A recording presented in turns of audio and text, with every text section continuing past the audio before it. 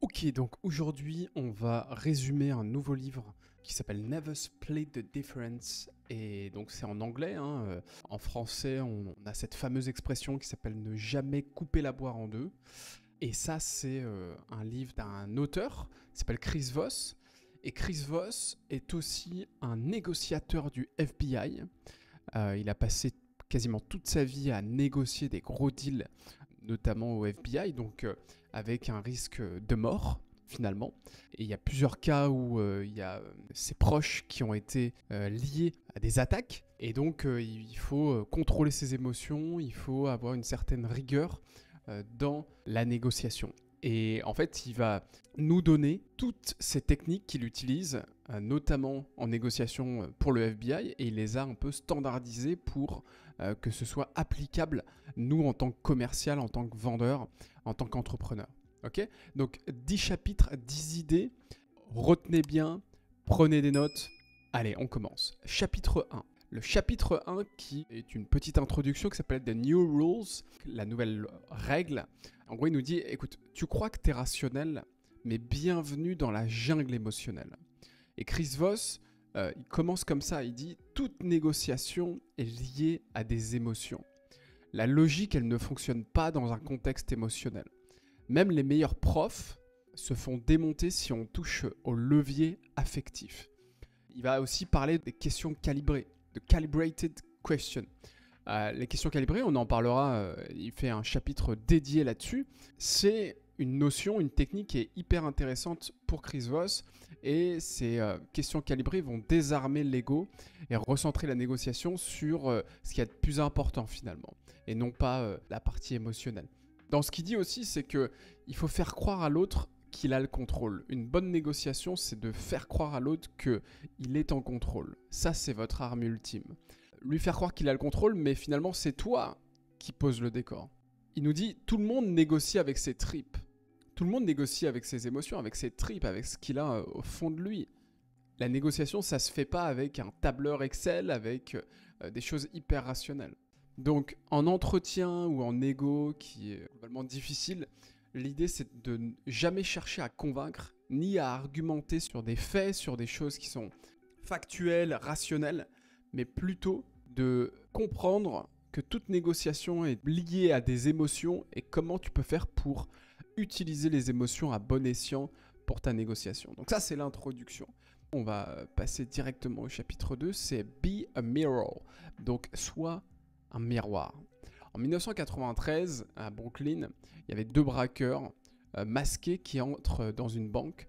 Ils frappent un agent de sécurité avec un gros pistolet. Ils menacent une caissière en lui mettant l'arme dans la bouche. Et quand Chris Voss arrive sur les lieux, c'est déjà bien enclenché. Okay, c'est son premier vrai cas de prise d'otage d'ailleurs. Donc il débute dans ce métier et tous les flingues sont pointés vers les victimes. Il se dit que, ok, s'il fait une erreur, il y a des morts. Mais le braqueur, il est malin. Il brouille les pistes. En fait, il fait croire qu'ils sont plusieurs à l'intérieur.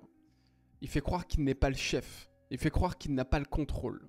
Et Voss, à l'époque, il ne voit pas venir ces mensonges-là. Il se laisse embobiner. Et c'est là qu'il comprend que la clé d'une bonne négociation, c'est pas ce qu'on dit, mais c'est ce qu'on écoute derrière.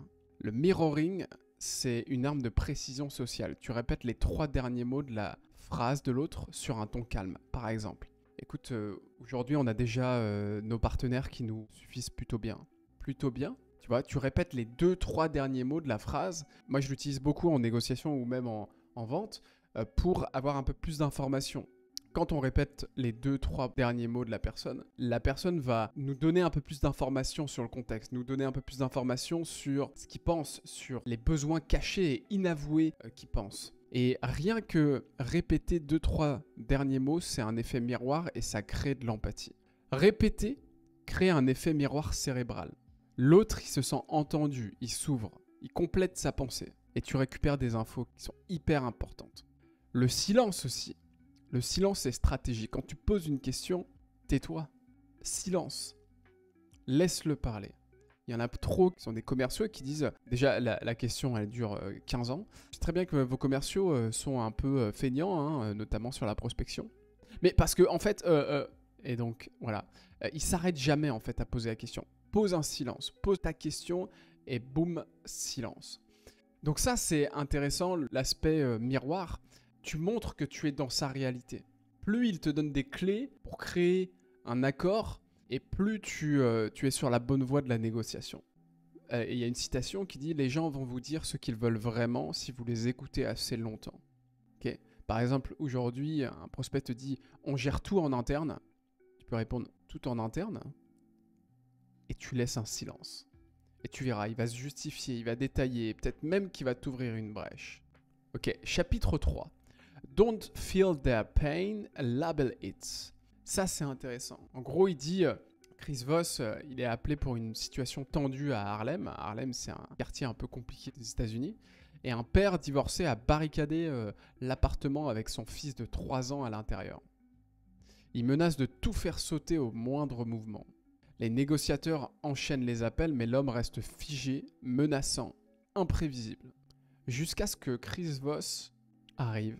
Et il arrête de vouloir le raisonner, et il arrête de vouloir essayer de le convaincre. Il fait autre chose. Il labelle ses émotions à haute voix. Il dit pas « Écoutez, je comprends, je vous comprends ». Il verbalise. Il verbalise la situation du père. Ça a l'air d'être terriblement injuste ce que vous vivez. Vous vous sentez probablement accusé, acculé, incompris. On dirait que tout le monde vous a tourné le dos. Boum. En quelques minutes, le ton change et le père, il baisse les armes. Il sort avec son fils dans les bras. Situation résolue sans un seul argument logique. Ce qu'il a utilisé ici, Chris Voss, c'est l'empathie tactique. Il en parle souvent. L'empathie tactique, ça vaut beaucoup plus que la compassion. C'est une stratégie. Tu ne ressens pas leur douleur, tu la nommes. Tu la nommes pour les aider à la valider, on va dire. Labelliser une émotion permet à l'autre de se calmer. C'est un effet de miroir émotionnel. C'est en mode, en gros, tu m'as compris. C'est exactement ça. Tu as mis le doigt sur ce qu'il fallait. Et c'est quand tu nommes ce que l'autre n'ose pas dire que tu gagnes sa confiance finalement. C'est contre-intuitif, mais c'est là que la négo commence. Nommer les émotions négatives a tendance à désamorcer les prospects. Donc, tu veux une réaction, il faut que tu montres que tu as vu ce qui se cache. Une petite citation marquante que nous dit Chris Voss, c'est « L'émotion non nommée devient un sabotage silencieux.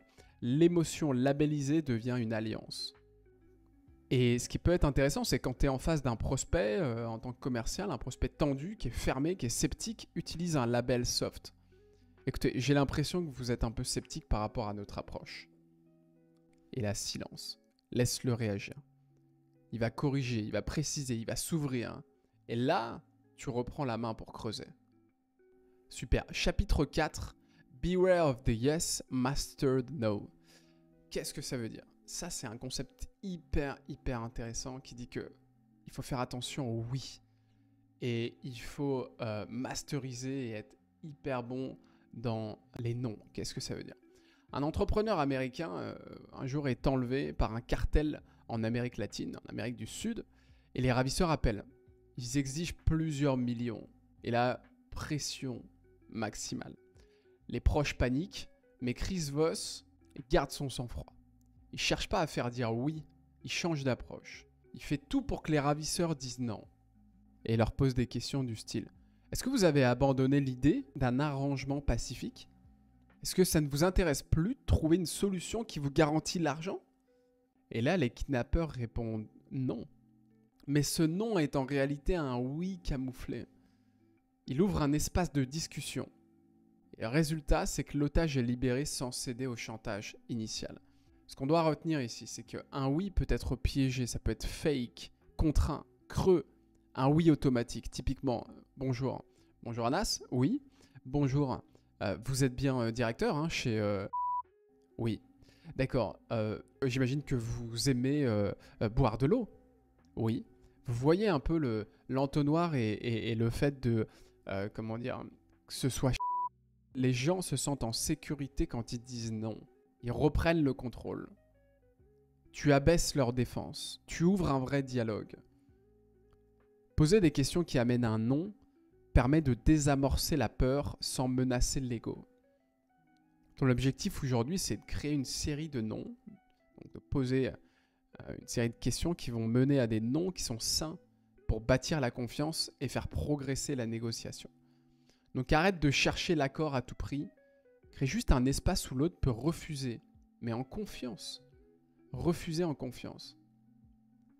Le oui engage, le non protège. Si tu veux ouvrir un deal, commence par le protéger, le sécuriser.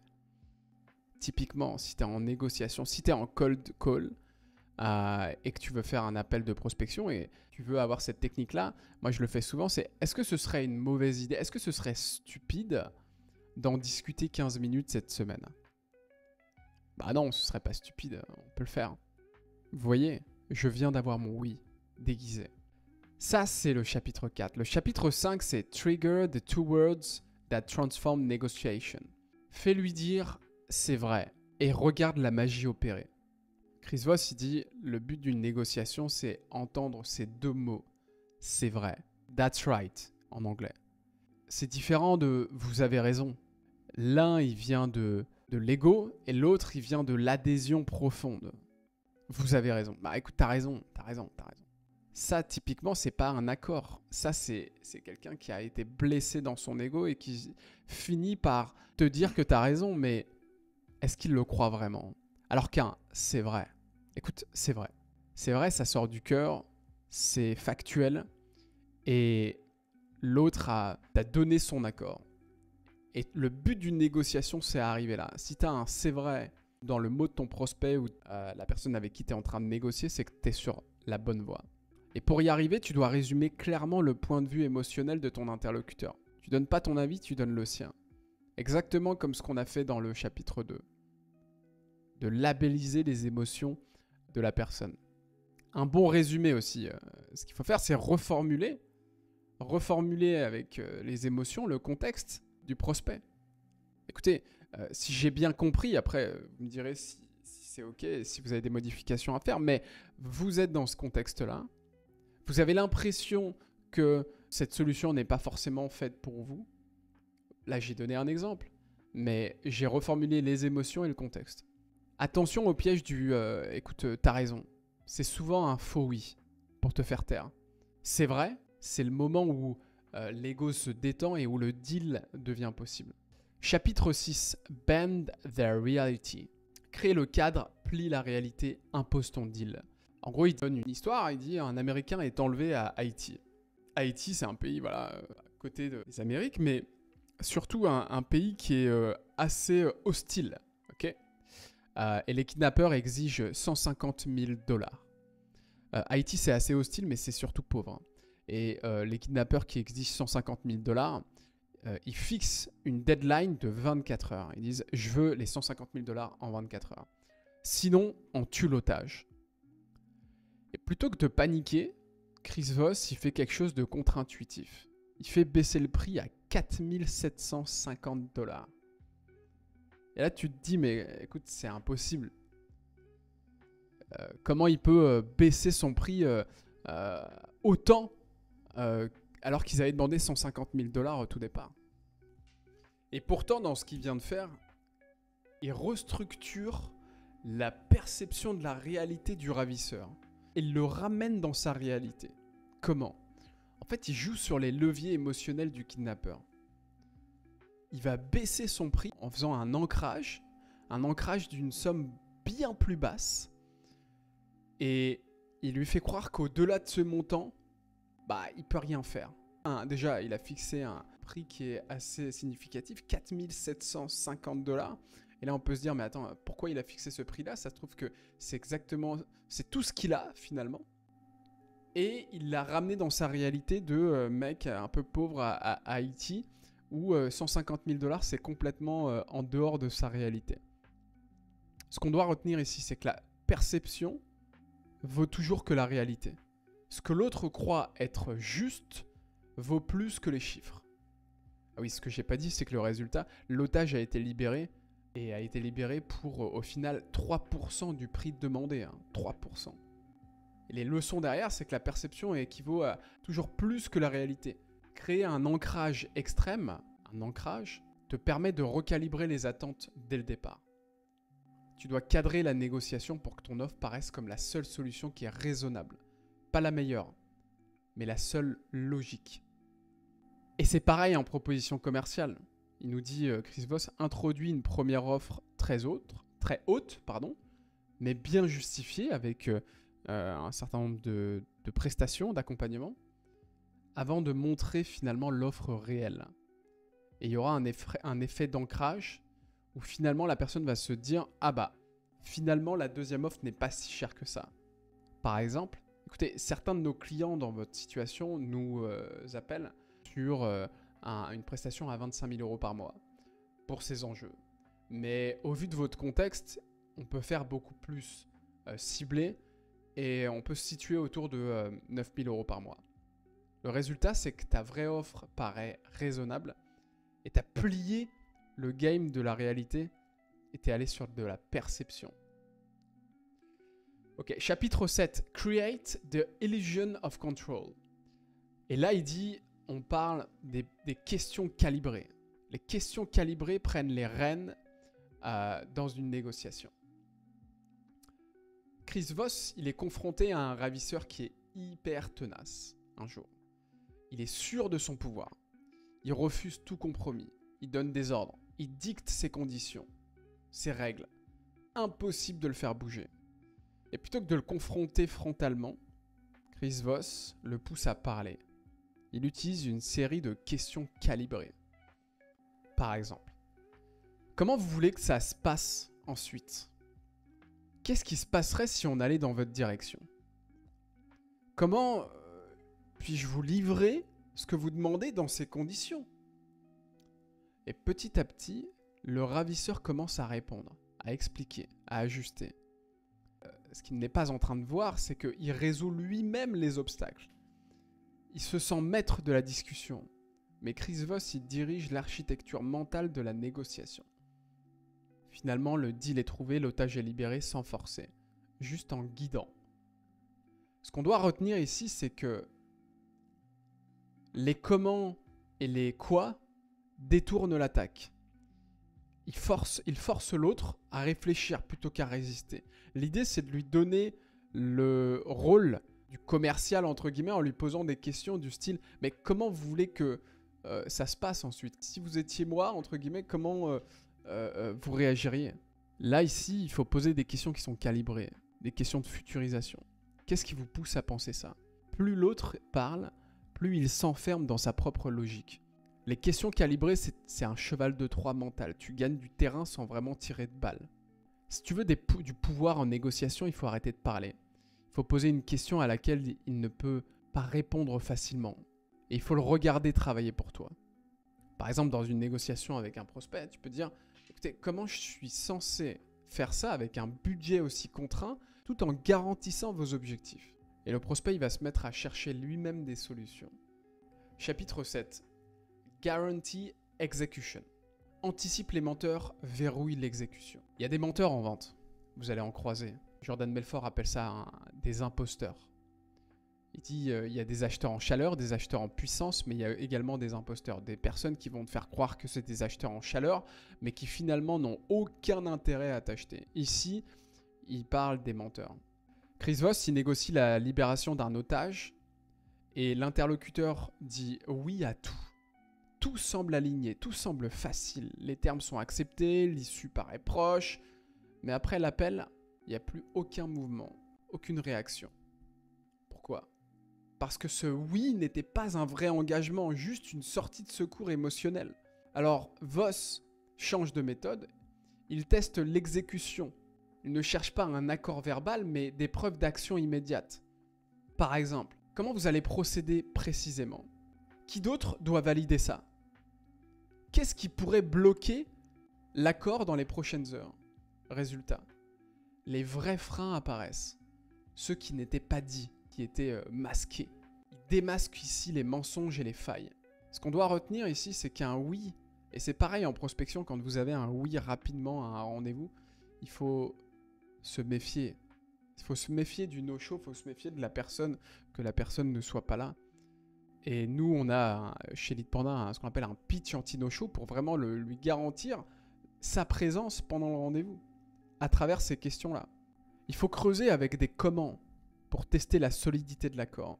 Ok ? Utilise la preuve par l'action. Il faut aussi lire les signaux faibles, les hésitations, les généralités, là où tu sens que le prospect n'est pas convaincu. Ça, c'est un mensonge. Et ça, c'est un red flag. Ton job, il ne s'arrête pas au deal signé, au rendez-vous pris, etc. Il commence à l'implémentation. N'oublie pas, tu vends un résultat et non pas une promesse. Ce n'est pas ce que les gens disent qui compte, c'est ce qu'ils sont prêts à faire demain matin à 9h.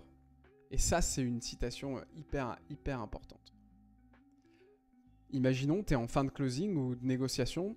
L'idée, ce serait de poser une question du style « Qu'est-ce qui pourrait empêcher la mise en route de cette solution dès lundi matin, par exemple ?»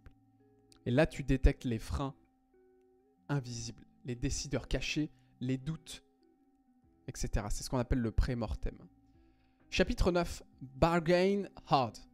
Il parle justement de la négociation et là, on va parler vraiment de chiffres concrets. Il nous dit, écoutez, ne terminez jamais par un chiffre rond. Par exemple, si vous proposez un tarif de 20 000 euros, 20 000 euros, ça peut être négocié. C'est un chiffre rond. Le prospect se dit et perçoit que vous n'avez pas forcément beaucoup réfléchi pour lui annoncer ce pricing-là. Alors que si c'est 19 975 euros, là, c'est intéressant. Là, on se dit psychologiquement que vous avez réfléchi et qu'il serait bête de négocier parce que vous êtes à l'issue ou en tout cas au plancher de ce que vous pouvez faire. Ne jamais annoncer de chiffres ronds. Les chiffres non ronds, au contraire, ils créent l'illusion du calcul, d'un calcul qui est précis et d'une limite qui est réelle. Un bon négociateur, il n'improvise pas, il fait croire qu'il improvise un plan qu'il a répété 10 fois, 15 fois s'il le faut. Le dernier chapitre, il dit « Find the Black Swan ». Black Swan, c'est son entreprise à Chris Voss. Black Swan, tu le retrouveras beaucoup dans ce livre-là et dans toutes les négociations ou toutes les communications de Chris Voss. Ce chapitre est hyper intéressant. Il dit dans toute négociation, il y a 3 à 5 informations qui peuvent tout changer. Ce sont les Black Swan. Et c'est ce que l'autre partie cache. Ou même ce que l'autre partie ignore elle-même. Et ça, c'est décisif. C'est même plus décisif de comprendre ça et de mettre le doigt dessus que finalement juste de le faire parler. Il faut le faire parler sur les bonnes choses. Et les Black Swans surgissent quand tu écoutes vraiment. Quand tu écoutes vraiment également les signaux faibles, les silences, les hésitations, les phrases floues, le non-verbal. Tu dois traiter chaque interaction comme une enquête psychologique. Ne prends rien pour acquis. Et poser des questions du type « Qui d'autre serait impacté par cette décision ?»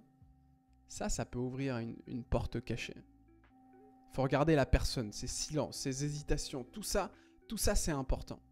Et il y a une citation qui dit « Ce n'est jamais ce qu'on te dit qui tue un deal, c'est ce que tu n'as pas encore découvert. » Et pose-toi la question quand tu es en qualif, quand tu es les ESN ou les cabinets de conseil appellent ça des qualifs. Mais en gros, c'est quand tu es en rendez-vous commercial, quand tu es en R1, en R1 de découverte. Tu peux lui poser la question du style « Écoutez, qu'est-ce que je ne vous ai pas encore demandé et qui pourrait faire tout capoter ? Qu'est-ce que je ne vous ai pas encore demandé et qui serait intéressant de comprendre avant de passer à la next step ?» Ça, c'est intéressant. Voilà, c'était les 10 chapitres du livre Never Split the Difference, donc ne jamais couper la poire en deux de Chris Voss. Il a une attitude hyper intéressante, il fait beaucoup de podcasts avec Andrew Huberman notamment, il a fait un podcast de 2h30, 3h où il te donne pas mal d'informations.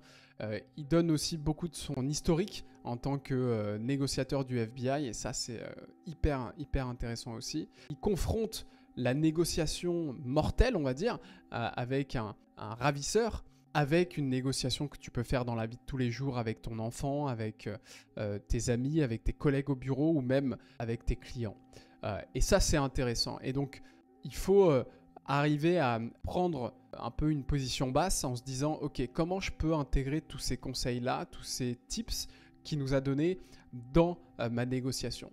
j'écoutais un podcast et surtout je regardais un des commentaires sous le podcast de Chris Voss où le mec disait « Je suis un avocat et le livre de Chris Voss m'a appris non pas à poser les bonnes questions, etc., mais surtout à être il dit un good listener. A good listener, c'est quelqu'un qui écoute bien, qui fait de l'écoute active. Vraiment, 80 à 90% de la vente se fait dans l'écoute et dans les questions que vous posez.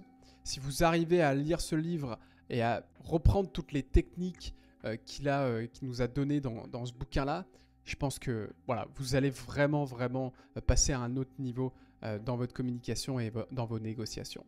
Voilà, c'était Anas Chakri de Lead Panda. Et puis n'hésitez pas si vous avez des questions à me les poser et à soutenir la chaîne en vous abonnant et en mettant un commentaire et un pouce bleu. Allez, salut, ciao!